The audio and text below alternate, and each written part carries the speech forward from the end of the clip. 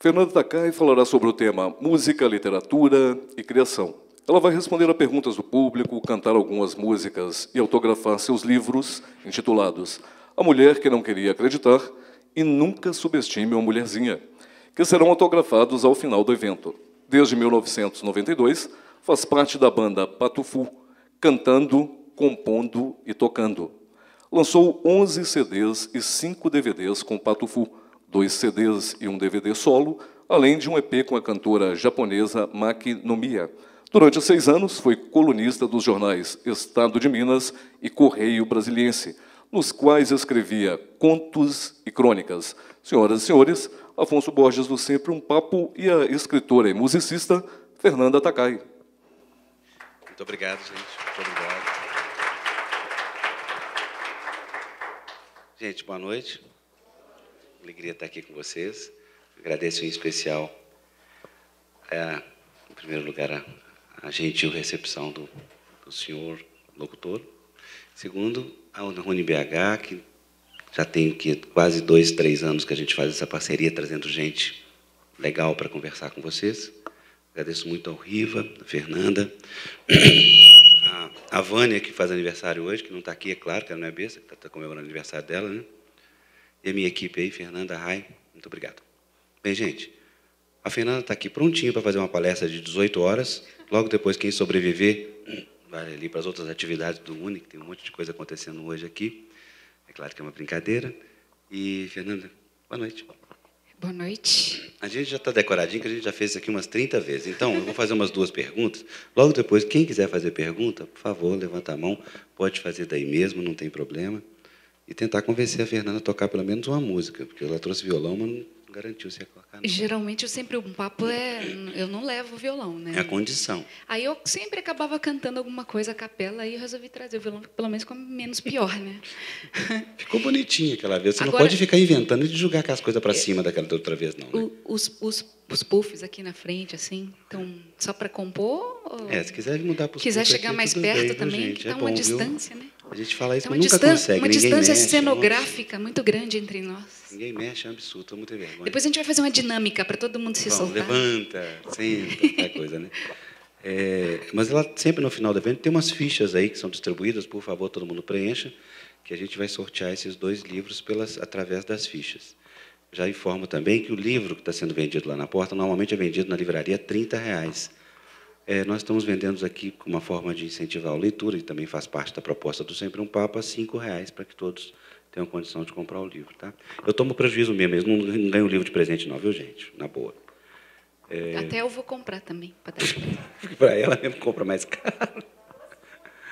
Trouxe 100 de cada. Tem muito para comprar. A Fernanda novamente pega as fichas no final e joga para cima. Então, por favor, Fernanda, cadê a minha Fernanda? Não entregue a ficha para ela. Porque aquela dia ficou 10 horas catando as fichas no chão aqui para sorteio. É o sonho de todo mundo jogar para cima. Você já realizou o sonho aquele dia. Tinha mais de 500 pessoas, foi 500 fichas, sujou tudo. Fê, fala um pouquinho da sua experiência com literatura. Vamos começar por aí, né? Uhum. Como é que foi a experiência que parou, né? Porque você ficou 6 anos, né?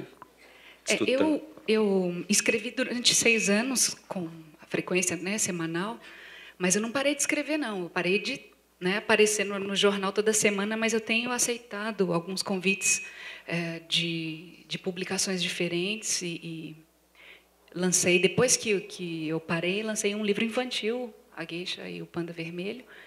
Então, eu continuo a produzir. A minha parada foi estratégica para eu poder me dedicar de novo, por incrível que pareça, mais à música, porque eu, além de continuar no Patufu, tenho minha carreira solo, sou mãe de uma menina de 9 anos, né? Tem 3 cachorros e um gato, uma casa com jardim, então, assim, tem a minha parte dona de casa. Motorista hoje, motorista. João machucou. Mas eu vi que eu estava gastando bastante tempo escrevendo, né, respondendo a várias entrevistas e escrevendo toda semana, e eu tinha parado de compor canções. Aí eu parei e realmente voltei a compor. A gente faz várias coisas ao mesmo tempo, mas tem hora que não dá, né? A gente tem que se focar mais num assunto. E aí, nesse último ano, eu compus mais algumas canções que eu devo lançar em breve.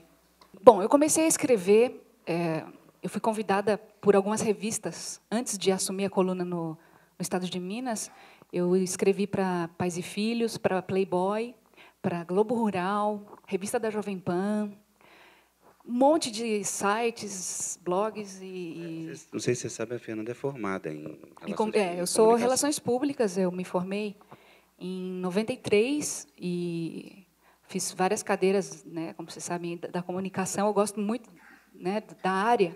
E mesmo tendo a minha carreira já... A Patofu tem, esse ano, 21 anos, completa 21 anos de carreira. Eu nunca deixei de lado, assim. Então, eu trabalhava numa agência de publicidade e eu só saí dessa agência depois de gravar 3 discos com o Patofu. Eu já tinha tocado no Hollywood Rock, tinha ganho o prêmio da MTV, do Multishow, mas eu ainda o meu ofício de comunicação ainda que era o que me sustentava. O que você fazia na agência? Era criação? Eu fazia atendimento e redação. Era uma agência pequena. E aí, quando eu só comecei a pensar assim, não, acho que eu vou viver de música, mesmo quando eu ia mostrar as campanhas ou apresentar a minha agência para algum cliente, o pessoal falava, você não é aquela menina que canta assim? Eu falei, o pessoal está me conhecendo da banda também. E aí começou a ficar até engraçado, porque eu chegava, o pessoal não queria ver o outdoor, não queria ver mais nada, queria que eu cantasse. Aí eu falei, não vou cantar, não, vim aqui para apresentar a campanha. E eu, como a agência era pequena, eu fazia de tudo mesmo, como vocês devem saber. Eu fazia vistoria de outdoor, por exemplo. Eu pegava, saía com o cara da empresa de outdoor na moto e a gente ia lá. Está aqui, Rua Patagônia, beleza, está não sei aonde. Ia fazendo mapa de Belo Horizonte, fazia várias coisas. Como eu acho que todo profissional da comunicação acaba sendo meio múltiplo mesmo. Então, quando foi de 96 para 97 que eu resolvi ficar só com a música,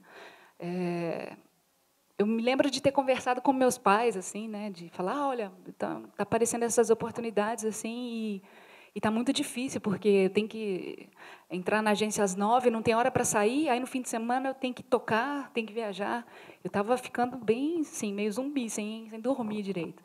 E aí resolvi então me afastar da agência e cuidar da música. Só que aí a música me fez também, né, aprender e a ter esse outro ofício de escrever sobre pontos de vista diferentes, assim, de maternidade, de mulher na estrada, né, na banda, como é que é.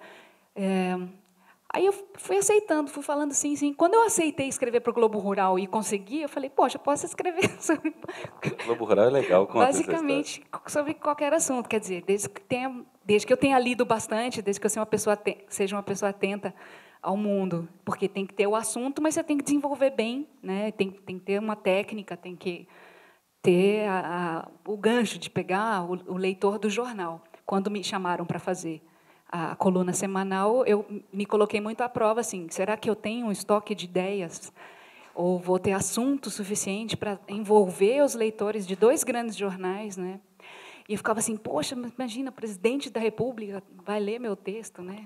A Dilma, ela gosta muito da minha voz. Antes dela ser presidente, quando ela era ainda ministra da Casa Civil, ela me mandava uns bilhetes assim, falando que gostava de fazer caminhada, ouvindo minha voz, tudo.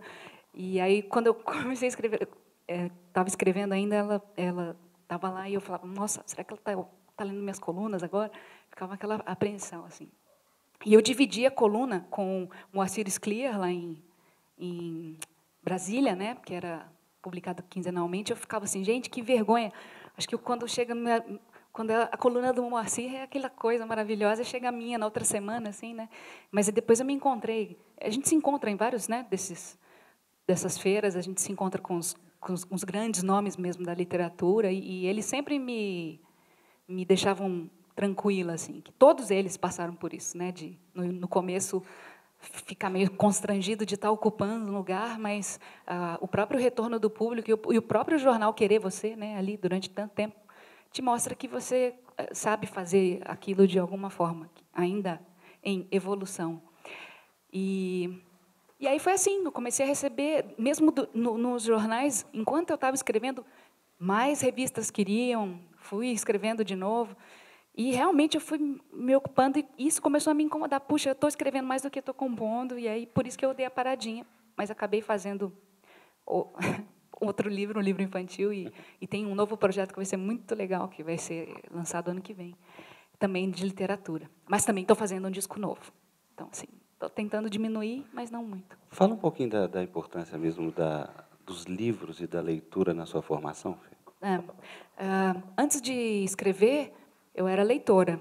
Eu gostava de ler, sempre gostei, porque eu sempre tive na minha casa pais que liam, né? Então, acho que muitas vezes a gente repete isso e as pessoas falam: mas que bobagem. Não é bobagem. Se você tem pais que leem e quando você ganha livros de presente, quando você dá livros de presente, quando você tem o objeto perto de você de uma forma natural, né? Quando você, no caminho da escola, do trabalho, leva um livro na bolsa para ler, está na fila do banco, leva um livro, está na fila de, né, qualquer coisa, lê. Isso faz muita diferença. E eu sempre fui uma aluna que, não sei, assim, acho que eu falo com minha mãe, ela fala que é assim mesmo, que acho que desde os 11, 12 anos eu sou assim, desse jeito. Assim, parecia que eu era já uma criança velha, sabe? Eu ia para a escola e eu via ali a oportunidade de ser uma pessoa melhor, de aprender. Então, muita gente fala: eu nasci dia 25 de agosto de 1971, dia do soldado. Aí o pessoal, claro, falava: Fernanda, Duque de Caxias, nasceu no Duque de, né? no dia do Duque de Caxias mesmo. E me incomodava muito assim quando a gente tinha aula e o professor não conseguia dar matéria, que tinha um grupo avacalhando e tudo. Eu sempre ficava assim: puxa, gente, aproveita que a gente está aqui na escola, né?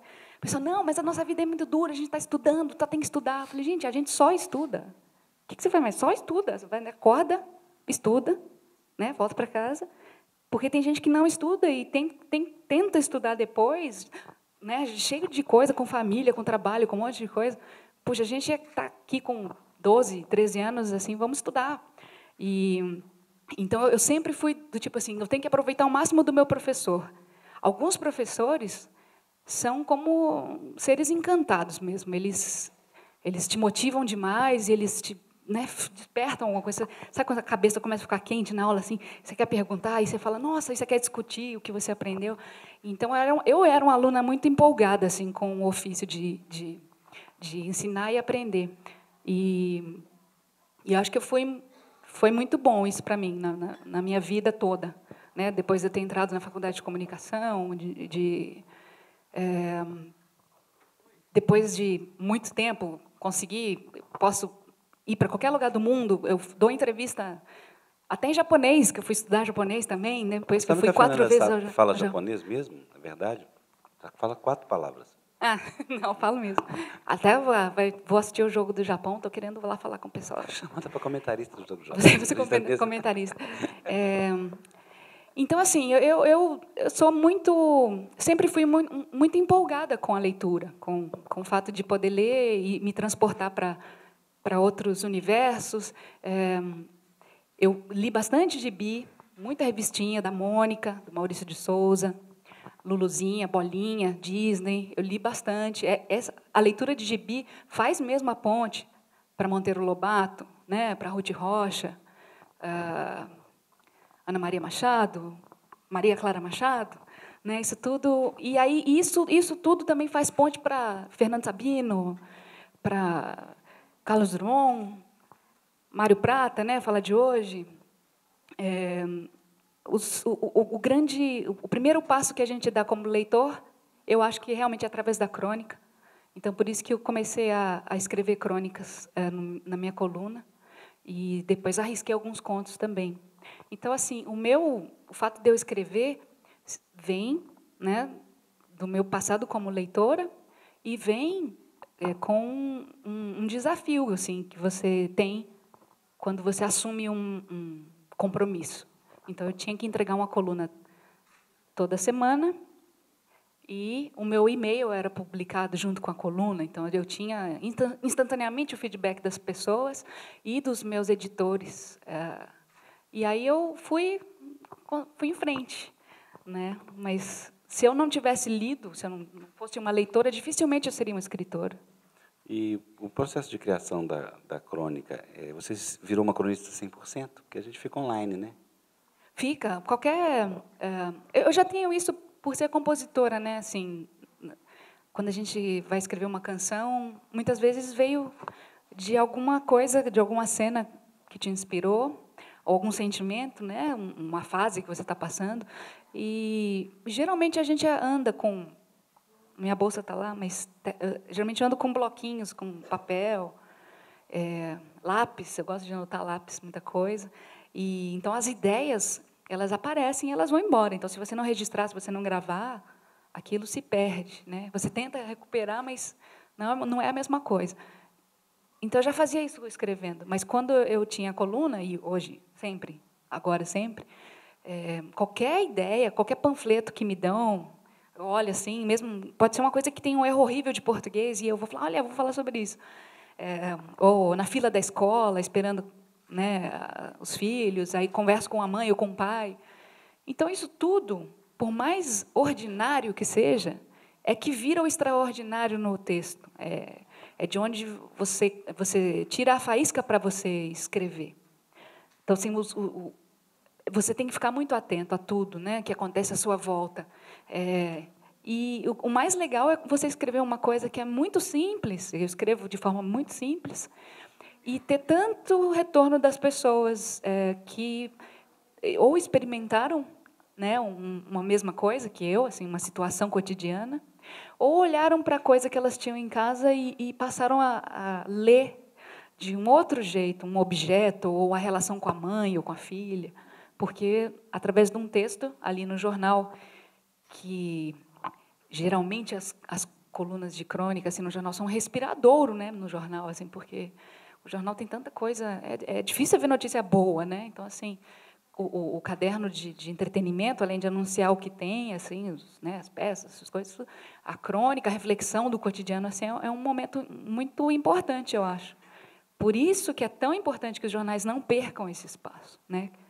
E a gente vê jornais perdendo, indo embora, saindo, né? Eu saí, mas entrou a Marister, que é uma super professora, escreve muito bem. Então, quando o jornal se preocupa com isso, assim, né, manter esse espaço, é ótimo, é um bom sinal.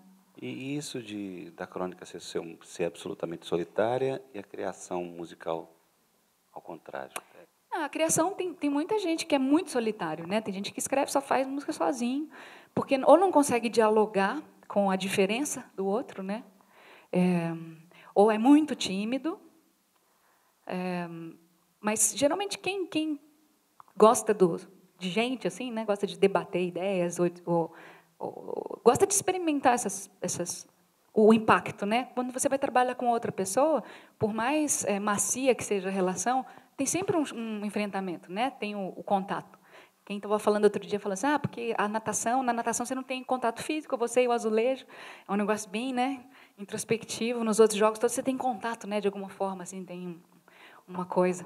Então, a composição também. Às vezes você vai jogar com uma outra pessoa que vai ser muito produtiva, assim, que vai escrever coisas de um jeito que você não escreveria. Dá um exemplo, né? Uma canção que você fez. Eu trabalho muito com o John, né, que é meu marido, e a gente fez muitas músicas em parceria. Fiz algumas coisas com a Zélia, 2 canções com ela.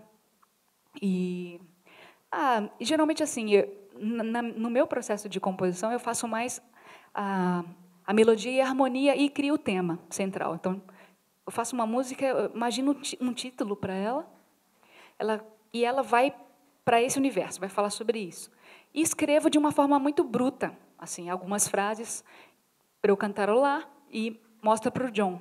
E o John, ele é muito bom, mas ele é muito bom mesmo em escrever de uma outra forma as coisas que eu quero dizer, assim, mas de uma forma mais rica, literariamente falando, sabe? E é engraçado porque eu acabei produzindo muito texto, né? Nas minhas parcerias eu acabo fazendo mais a melodia e a letra.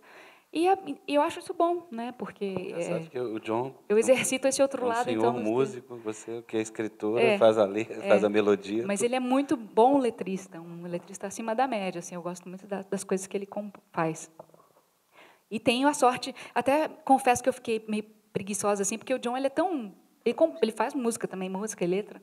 Então, quando a Nina nasceu, por exemplo, o disco que eu lancei logo depois que ela nasceu, não tem nenhuma música minha.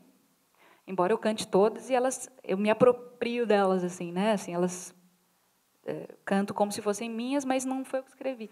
E já depois que a Nina foi crescendo, eu voltei a compor mais, assim, porque não é fácil não, né? Tava gravando e amamentando, assim.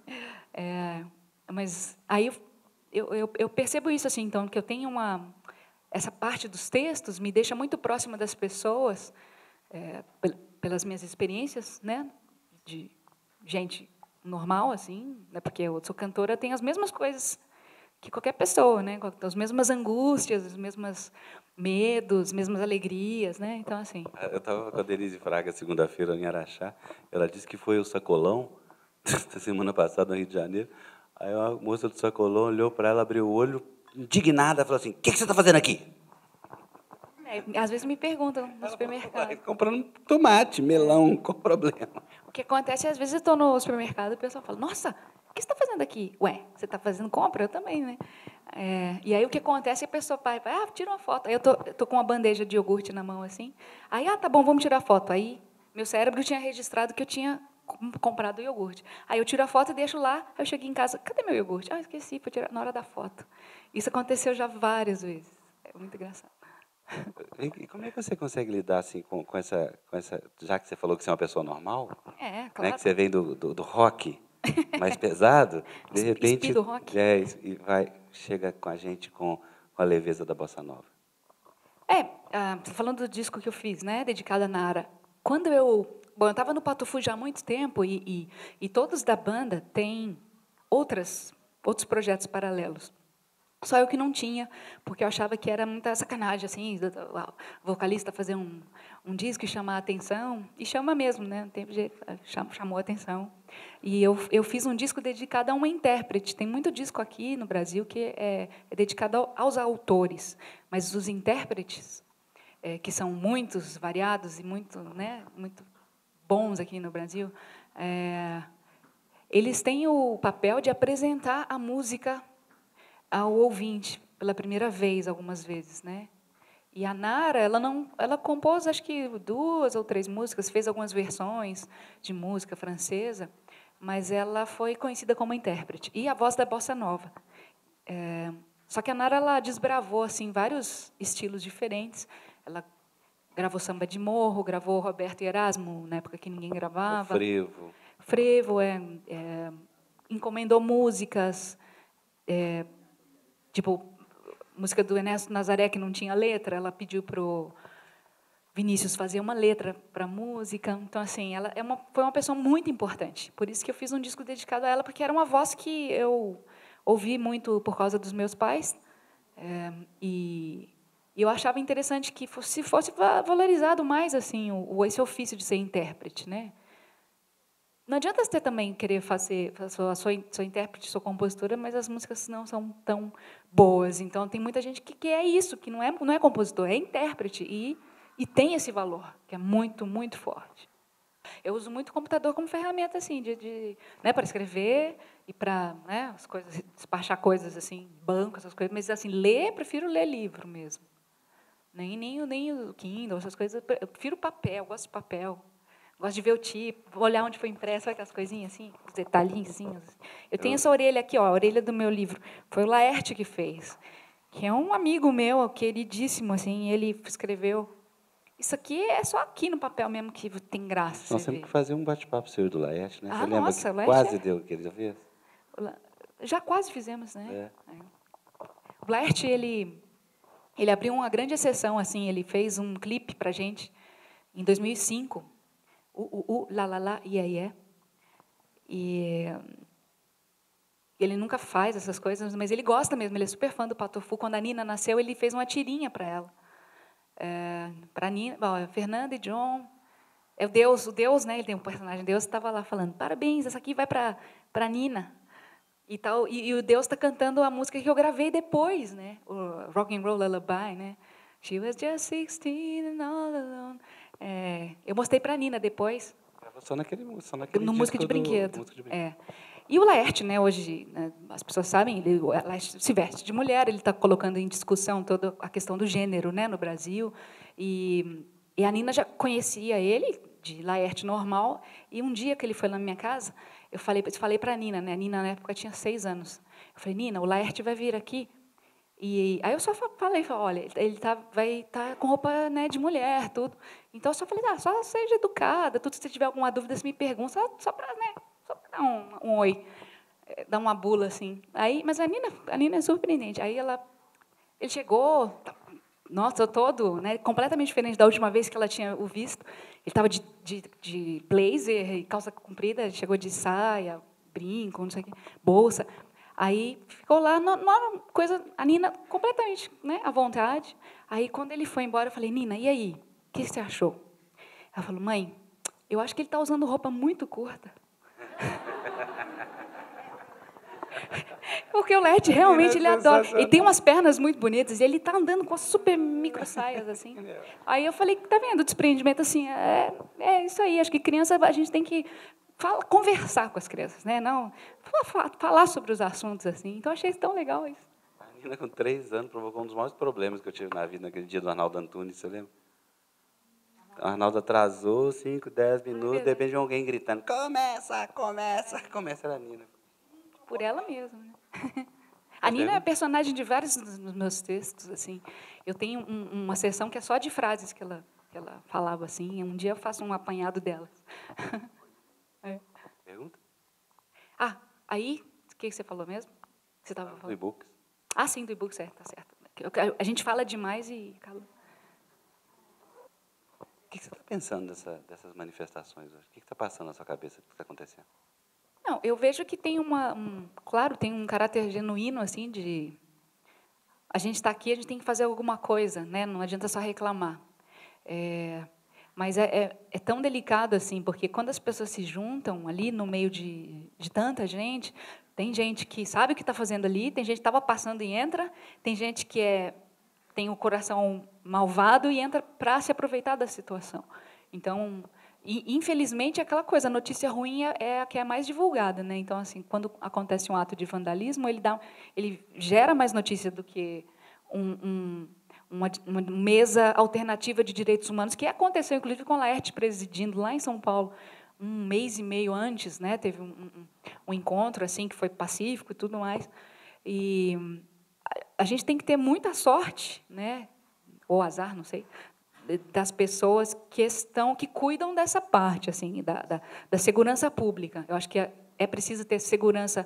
O governo tem que dar segurança para as pessoas se manifestarem, mas também tem que zelar pelo ir e vir de quem precisa ir e vir, né? Eu fiquei presa naquela manifestação dos caminhoneiros, lembram? Que teve no final do ano passado. Eu fiquei 16 horas parada num ônibus, que eu estava indo fazer show em São Paulo. Todo mundo parado na pista, não passava ninguém. Eu vi criança que não tinha fralda mais para trocar, tinha gente que não tinha mais os lugares onde se vendiam as coisas assim, não tinha mais água, só tinha Fanta laranja e baconzitos, sei lá. Assim, como é que você, né, vive ali naquela situação limite? E ficamos lá até o fim. Entrei, aí me falaram, poxa, entra falando alguma coisa. Entrei, acho que é papel meu, como cidadã e como gente de comunicação, entrei ao vivo na Inconfidência para falar sobre isso e pedindo, por favor, para eles liberarem uma pista para esses casos, assim, né, último caso mesmo. E a gente simplesmente quase perdeu esse voo. O que aconteceu? O voo não, o show. A gente estava indo de ônibus uma noite antes, eu tive que, no último momento, o ônibus descobriu uma fazenda, a gente entrou pelo meio da fazenda, fomos para Confins, para fazer um show que seria às 9h lá, e chegamos atrasados. O Sesc São Paulo, como todos os Sesc, nunca atrasam. Eles abriram a exceção de não cancelar. Mas, assim, eu quase perdi um show, mas tinha gente que estava doente, né? A gente estava sem comer. Então, eu acho que quando a manifestação chega nesse ponto de causar desconforto para muita gente e põe em risco, assim, a saúde das pessoas, eu não acho legal. E a quantidade de gente que tem ido para a rua é bem maior do que a gente já viu, né? jamais viu nos nossos tempos de hoje. Não, né? No passado, assim, a gente talvez nem tenha visto no passado, porque não existia essa superou e muito nessa conexão toda, né? Então, eu vejo, estou acompanhando tudo isso, assim, da forma mais crítica possível. Eu sei que a gente precisa melhorar o país, né? Com certeza. Mas as pessoas que estão indo para a rua, assim, acho que elas têm que ser, algumas ainda têm que ser mais conscientes. Não é só ir para a rua, não é só estar na rua. Então agora eu vou tomar cerveja e vou continuar aqui na rua, assim. Formem, sei lá, acho que é igual bairro, né? Acho que funciona bem bairro, comissão de pais e mestres, sabe, essas coisas. Organizem-se em grupos para serem atendidos, para discutir as ideias, porque não adianta também ficar só a semana inteira na rua. Aí, quando chamam uma liderança, não aparece ninguém sabe o que faz. Então, assim, acho que é o momento agora. Tá, a gente conseguiu se mobilizar, então a gente precisa se organizar. Põe som para todo mundo ouvir, né? Instalem um som na praça, lá em Recife, lá no Marco Zero, onde acabei de voltar de lá, onde as pessoas estão. Se organizem, né? Com propostas, com coisas, assim, para que a gente possa... Não adianta só um embate físico, assim, acaba gerando confusão. Quem falou isso? Gustave Le Bon, que fala que a massa é ignorante quando você pensa como a pessoa mais inteligente, quando ela está em grupo, a inteligência dela se iguala à da inteligência menor. De alguma forma, você fica mais, você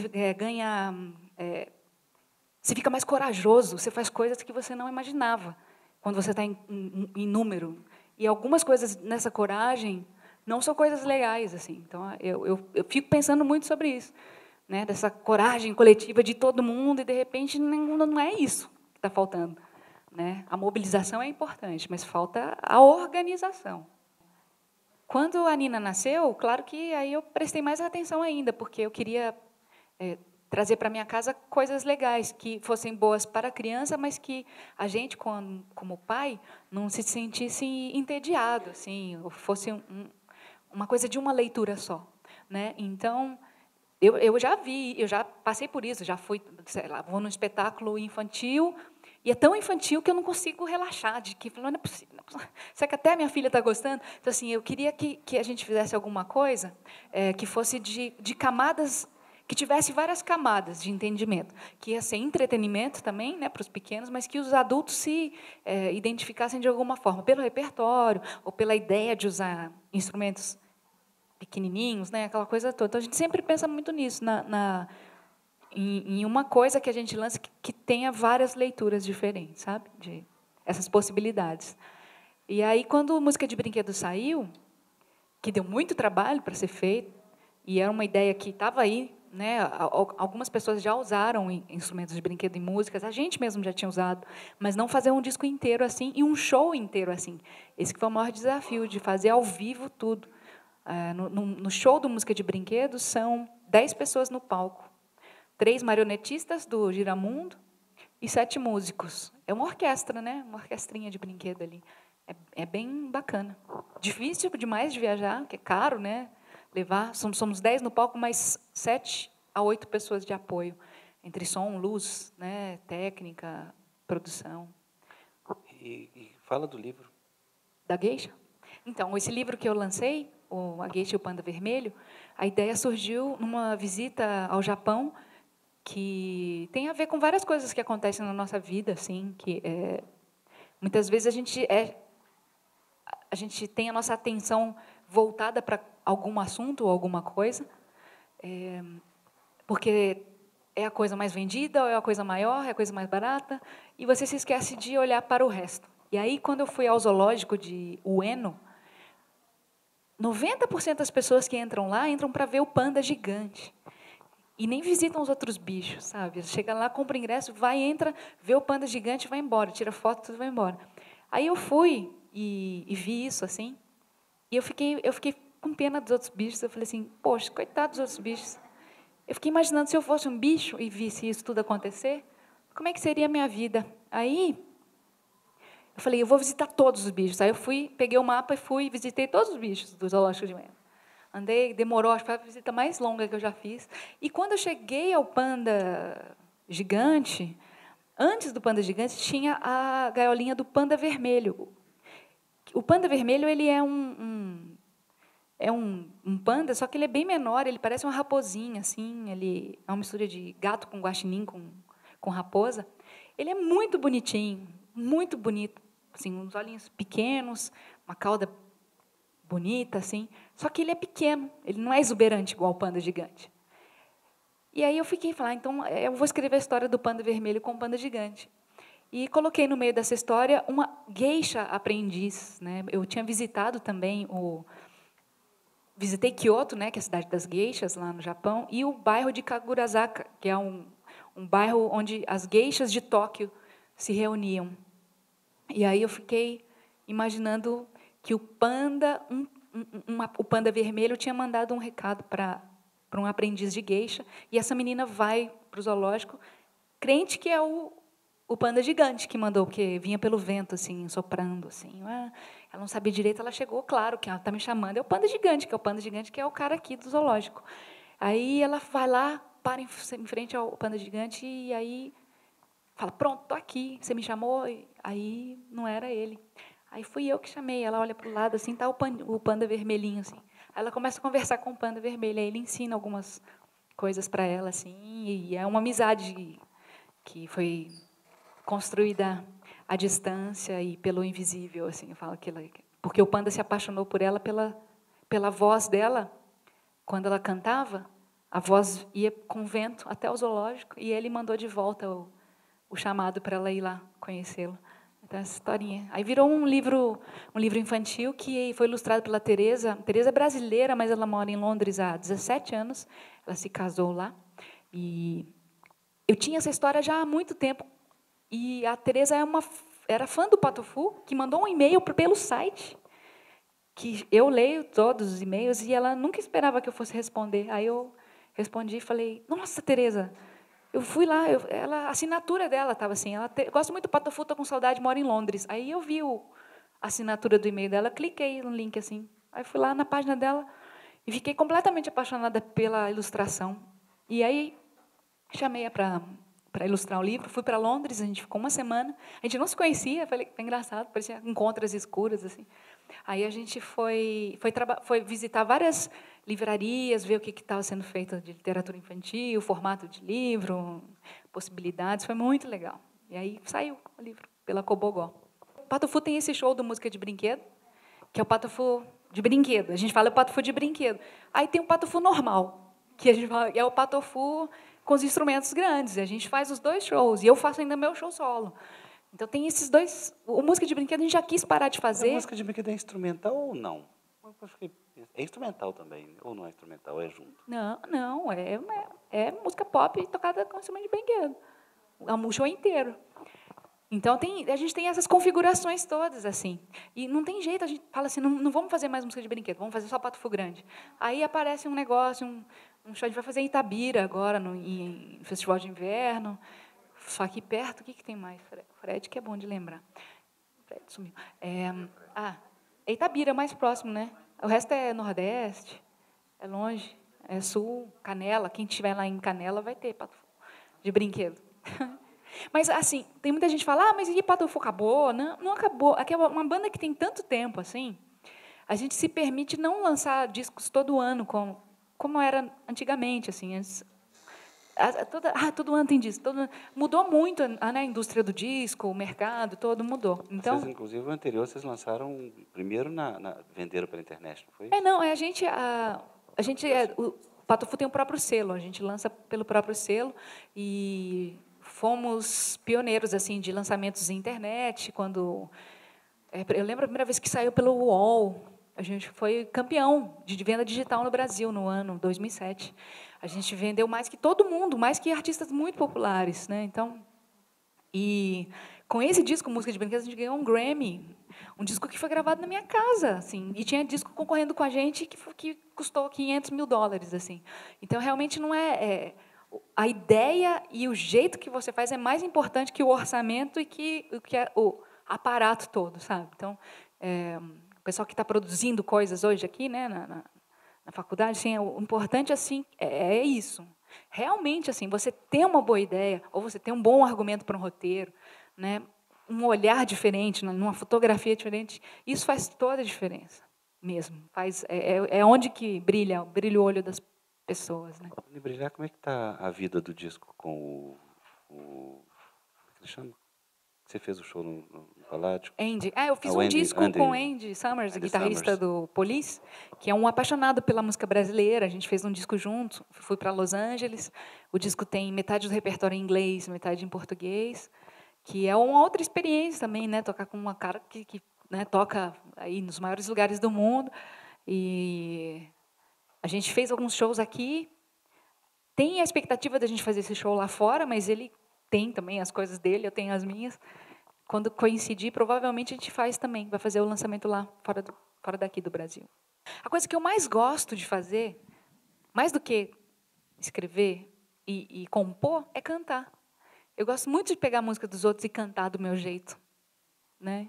Assim, eu já passei pelo rock dos anos 80, aí parou, aí lambada, aí sertanejo, aí parou, agora axé, agora pagode, agora misturou tudo, funk com pagode com axé sertanejo universitário, ou não.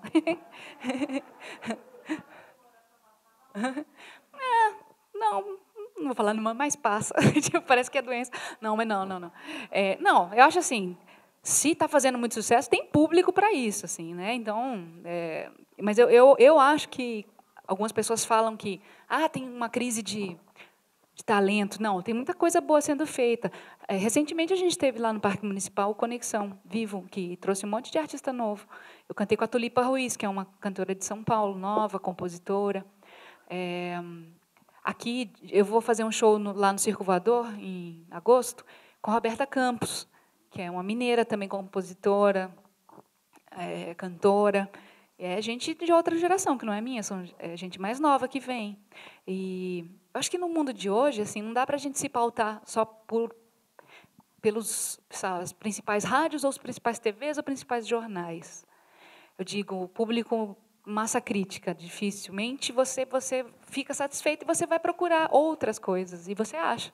Né? Agora, as pessoas que têm essa inércia de só ligo no mesmo canal, só escuta a mesma rádio, aí você vai gostar daquilo, ou você vai falar assim, nossa, o mundo está perdido, só tem isso, porque você também não procurou nada. Né? Então, eu acredito no cíclico, que as coisas acontecem, e pode saber que os artistas de longo prazo, que a gente fala, é igual um design de um objeto que é muito bacana. Aí tem a tendência desse ano, é outra coisa, é outra cor, não sei o quê, mas aquele objeto, aquela cadeira, do jeito que ela foi feita, ela vai vender sempre. A carreira dela não se estanca, sabe? Então, os artistas, mesmo que a gente não esteja, por exemplo, na TV tanto assim, mas a gente faz show todo mês, tem público para isso, independente do sucesso. Então, assim, a carreira a longo prazo é um outro tipo de carreira, que muitas vezes o artista novo não se preocupa com isso, ele se preocupa só com eu quero fazer sucesso já, agora. E, às vezes, não vai fazer. Às vezes, não é o perfil do artista. Tem artista que realmente faz muito sucesso de uma vez só. E aí, se ele for um artista inteligente, aí ele faz o estúdio dele, ele compra a casa dele, ao invés de comprar um carro primeiro, compra a casa, sabe? Assim, aquelas coisas assim, que qualquer pessoa consciente que comece a ganhar dinheiro com isso vai fazer. Se lembrar que assim, você tem uma vida produtiva, vai de X até X, cada vez mais estendida, claro que a gente está vivendo mais, mas assim, é o jeito como você administra também a sua receita. Né? Você vai pôr um show na praça, aí você fala, de novo, vem essa mesma banda que tocou no Réveillon, que tocou não sei o quê. Né? Isso acontece mesmo, isso é chato. Assim. Para a gente, como artista, a gente pensa que o Brasil tem um cardápio tão amplo, né, de variedade, de coisas, assim, de artistas, de todo lugar. Né? E aí você vê sempre as mesmas pessoas, mas, bom, você tem que fazer seu trabalho de formiguinha. A gente não é. Os artistas de longo prazo não são cigarro, são formiga. Ok, obrigada. Boa noite. Eu queria saber da Fernanda qual a opinião dela sobre o cenário de música independente. E se você conhece alguma banda que seja referência atualmente. Obrigado. Patufu é independente. Sim. Mas o Patufu, ele já, quando se tornou independente, já tinha... A gente fala que é a maior banda independente. E a gente foi a menor banda do mainstream, quando a gente era de gravadora. De São Paulo, eu tenho, claro, eu recebo muito material das bandas, né? Então, tem uma banda que eu gosto muito, tem duas bandas que eu gosto muito, o Cinamantes, que é uma banda lá de São Paulo, que tem uma argentina que mora aqui no Brasil há muito tempo, a Natália, a Maria, que ela toca bateria comigo, mas eles têm um repertório muito interessante. Acabou de sair um disco deles. Aqui em Belo Horizonte tem muita gente, né? Tem o Graviola, tem o Transmissor. Se for pegar, tem a Juliana Perdigão, que acaba transitando por várias bandas, tocando com vários artistas. Tem um circuito que é bem variado, assim, como a música que é feita em Minas, né? Só de você pensar que de Minas exponencialmente saiu Clube da Esquina, Sepultura, Skank, Jota Quest, Patofuti e Anastácia, e saindo agora essa nova geração, cada um é de um jeito, né? Dentro do Clube da Esquina mesmo, cada um é de um jeito. Toninho Horta canta do jeito dele, toca e canta, o Beto canta e toca do jeito dele, o Lô do jeito dele, e o Milton do jeito dele, né? Então, assim, 14 Bis, que ainda era naquela, né? Era um híbrido ali do Clube da Esquina para rock rural. Rock rural, sei lá, não sei como que eles chamavam, mas assim, tinha é muito... Eu acho que a música que é feita em Minas é tão variada quanto as regiões de Minas, né? Você pega a Zona da Mata, o Vale de Jequitinhonha, pega como é o Delta, né? do Triângulo Mineiro ali também. Ali é muito interessante como cada região mostra um tipo de música diferente. Ô, Fernanda, nem é uma pergunta, na verdade, assim, eu fico muito orgulhosa de falar assim, não, a Fernanda Takai é de Belo Horizonte, é o grupo mineiro, mas eu sei que você não é mineira, né? Eu nasci no Amapá. Pois é, e eu acho muito interessante assim, essa forma como você lida com a nossa mineiridade, né, parece que se adaptou completamente. Vocês são um grupo já assim de renome e você optou por viver em Belo Horizonte. Essa nossa geração, do Skank, do Jota, do Tia Anastácia, todo mundo ficou aqui, diferente do Clube da Esquina. Muita gente foi para o Rio de Janeiro ou para São Paulo. Eu acho que foi uma opção... O pessoal fala, foi um golpe de sorte. Mas, não, na verdade, quando a gente começou, ali começo dos anos 90, e logo no meio dos anos 90 veio a internet com mais força, né? A gente já tinha Belo Horizonte como um polo de artes, né? Então, o Galpão, super respeitado, Grupo Corpo, o Ronaldo Fraga, com todas as outras grifes maravilhosas aqui de Minas, assim, já existia um olhar para o que era feito em Minas. E já tinha um olhar da música via... o mais próximo da gente foi a cena do metal, foi a cena da Cogumelo, tanto que Patofu, quando lançou, foi contratado da Cogumelo. Então, a gente achou que era possível ter uma carreira nacional e internacional e continuando a morar aqui. Pois é, acreditaram e ficaram, né? Sim, e foi muito bom. Para nós é ótimo ter você aqui como cantora e como escritora, né? Que bom. Que bom, obrigada. Mas a gente é muito sortuda, assim. Acho que a gente vive melhor aqui do que se estivesse morando em outra cidade. Ô, Fernanda, prazer te conhecer. Uma vez eu li que seu pai é geólogo. Isso procede? Ele faleceu já, ele era geólogo. Desculpa. Tá. E, assim, nessa entrevista, acho que foi numa revista que eu li, estava contando um pouco essa questão dele ser geólogo e você está sempre em mudança, justamente por causa da profissão do seu pai. Né? Aqui na UniBH nós temos vários cursos assim voltados, inclusive a gente abriu geologia, né? Não sei se tem aqui candidatos, alunos da geologia. E assim, nós também temos a engenharia ambiental, civil. E uma das coisas que a gente fala muito para os nossos alunos é essa questão da mudança mesmo. Porque, às vezes, né, não é porque a gente, né, nasceu, estudou, que a gente tem que ficar no mesmo lugar para sempre. Né? Mesmo porque isso aí também é legal para o nosso crescimento, para a nossa, né, vivência como profissional. E, às vezes, os projetos não estão aqui no quintal da nossa casa. Não é verdade? É verdade. Aí eu queria saber de você essa questão. Apesar de ser a profissão do seu pai, o que isso refletiu na sua vida, assim, no seu dia a dia, essa questão de sempre mudar, de sempre ter novas experiências, isso foi assim uma carga positiva para você? Foi positiva, sem dúvida, assim. Embora em alguns momentos, quando ele anunciava assim, a gente vai mudar, ele falou, não, meus amigos, meu Deus, minha escola.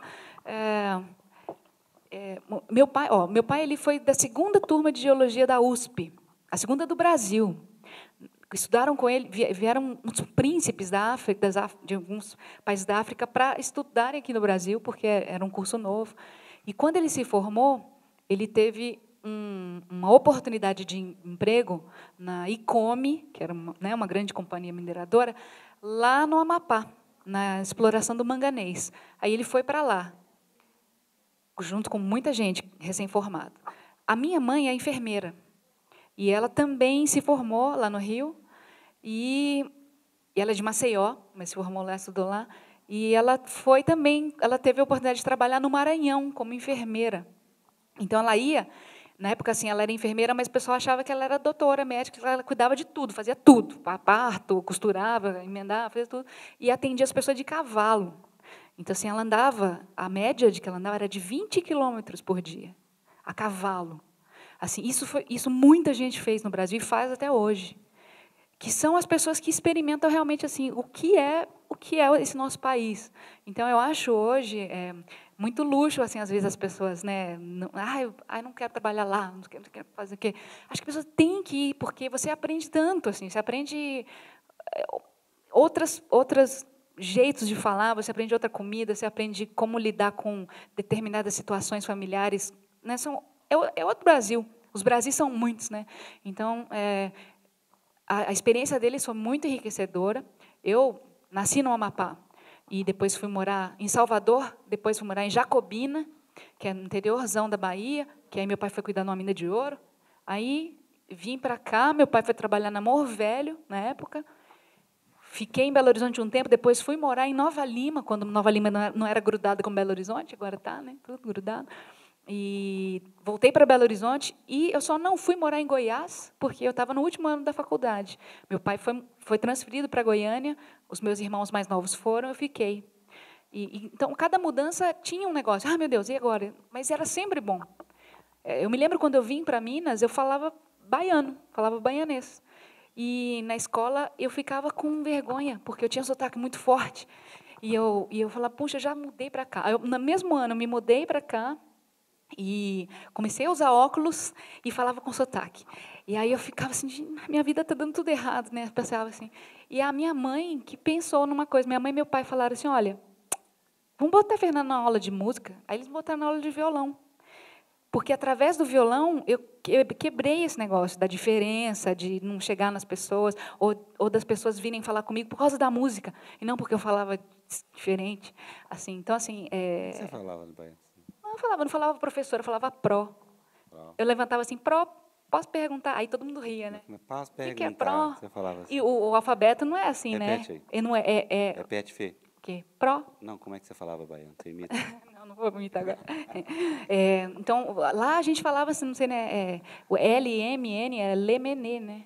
Lemenê. Aí eu falava, cheguei aqui, fui estudar no Loyola Pampulha, falando assim, aí o pessoal ficava assim, eu ficava meio assim. Bom, aí a música resolveu isso. Porque nas aulas de religião eu tocava violão. Então, eu até depois, muito tempo depois, eu fiz um disco para o Ronaldo, para um desfile dele, cantando músicas religiosas. Porque eu adorava a aula de religião por causa das músicas. Por causa das músicas mesmo, assim, pela melodia, porque todo mundo cantava, mesmo a pessoa mais ranzinza, na hora da música da primeira comunhão, ela ficava lá, todo mundo cantando feliz, então era uma alegria. Assim. Então, a música realmente tem um papel muito importante na vida da gente. Né? E agora, que bom que voltou para o currículo obrigatório das escolas. É muito bom. Eu vejo minha filhinha, né, aprendendo flauta doce e tudo mais, assim, aprendendo a ler. Eu não aprendi violão popular, né, com cifra, assim, cifrões, né, o pessoal fala, as cifras. E eu fiquei bem feliz. E o música de brinquedo tem sido usado muito nas iniciações musicais, porque a gente toca com instrumento de plástico, com coisinha baratinha, você pode comprar no supermercado. Pianinho, que é meio desafinado, mas junta tudo, fica bom. Então, assim, não precisa ser perfeito. Né? Você tem que só se dedicar ao instrumento, aquele que você tem. Quais foram suas grandes influências dos anos 80? Bandas nacionais e internacionais. A minha banda favorita, de longe, disparada, é a Blitz. A Blitz, eu tenho carteirinha de fã-clube deles, eu escrevia carta, o Evandro me respondeu. Um dia eu mostrei